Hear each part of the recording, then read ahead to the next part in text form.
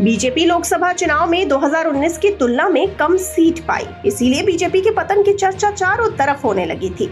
वजह साफ थी, साल 2019 में 303 सीटें जीतने वाली बीजेपी 400 पार पाने का दावा कर रही थी, लेकिन मामला 240 पर ही अटक गया। कांग्रेस और उसके घटक दल इसे अपनी जीत के रूप में प्रचारित करने लगे और हरियाणा, महाराष्ट्र, राजस्थान और बिहार में मिली कम सीटों की दुहाई देकर बीजेपी को आने वाले विधानसभा चुनाव में पटकने की दुहाई भी देने लगे।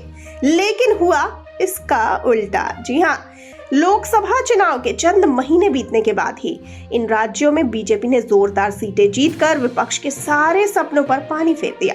जाहिर है, हरियाणा और महाराष्ट्र का परिणाम कांग्रेस के लिए कोई बुरे सपने से कम नहीं है।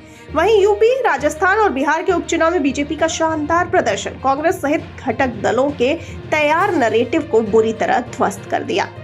आइए अब जानते हैं कि महाराष्ट्र, हरियाणा और राजस्थान में कांग्रेस के नैरेटिव क्यों ध्वस्त हुए। तो आपको बता दें कि लोकसभा चुनाव में महाराष्ट्र में बीजेपी 9 सीटों पर पहुंच गई, जो कि साल 2019 के लोकसभा चुनाव के बाद 23 सीटों पर थी। बीजेपी महाराष्ट्र के परिणाम को लेकर हैरान थी, लेकिन मैसेज बहुत साफ था कि संविधान में बदलाव और जाति जनगणना के मुद्दे के अलावा मराठा आरक्षण भी बीजेपी के खिलाफ गया था। इतना ही नहीं, शिवसेना और एनसीपी में टूट को लेकर महाराष्ट्र की जनता साफ तौर पर नाराज थी। इसीलिए बीजेपी सहित एकनाथ शिंदे की शिवसेना और अजीत पवार की एनसीपी को महाराष्ट्र की जनता ने कड़ा सबक दिया।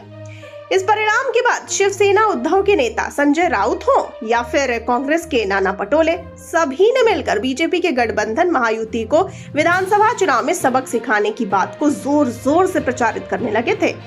बीजेपी महाराष्ट्र में खराब प्रदर्शन को लेकर सख्ते में थी और राज्य में महायुति के सेनापति के तौर पर एकनाथ शिंदे की प्रतिष्ठा भी दांव पर थी। एक तरफ एकनाथ शिंदे और अजीत पवार को यह साबित करना था कि असली शिवसेना और एनसीपी उनकी पार्टी ही है। वहीं राज्य में बीजेपी को अपना खोया जनाधार पाना सबसे बड़ी चिंता की सबब थी। बीजेपी जान रही थी कि महाराष्ट्र की हार केंद्र सरकार की मजबूती पर भी सीधा असरदार साबित होगा। आइए अब जानते हैं नुकसान की भरपाई करने में कैसे कामयाब रही बीजेपी। तो आपको बता दें कि साल 2019 में 303 सीटें पाने वाली बीजेपी इस बार के लोकसभा चुनाव में 240 पर सिमट गई। बीजेपी को अकेले महाराष्ट्र में 14, राजस्थान में 10, यूपी में 29 और बिहार में 5 सीटें सहित हरियाणा में 5 सीट का नुकसान हुआ। हरियाणा में सरकार बनाकर बीजेपी ने जोरदार तरीके से भरपाई की। वहीं राजस्थान और बिहार में उपचुनाव में 7 में से 5 और बिहार में सभी सीटें जीतकर जोरदार वापसी की है।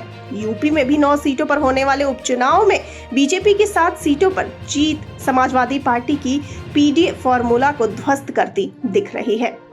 आइए अब जानते हैं 6 महीने में कमबैक कैसे कर गई बीजेपी। तो आपको बता दें कि बीजेपी ने महाराष्ट्र में ओबीसी वोटरों को जोरदार तरीके से एकजुट किया।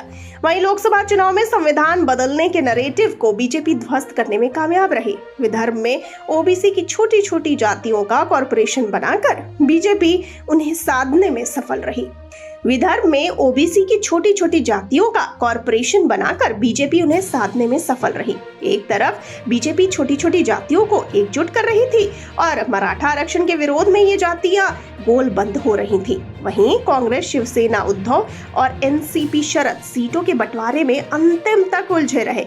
महाआघाड़ी में सीएम पद को लेकर जोरदार भिड़ंत थी, इसीलिए एकजुट होकर एक मैनिफेस्टो तक रिलीज करने में महाआघाड़ी कामयाब रही। महाआघाड़ी में सीएम पद को लेकर जोरदार भिड़ंत थी, इसीलिए एकजुट होकर एक मैनिफेस्टो तक रिलीज करने में महाआघाड़ी नाकामयाब रही।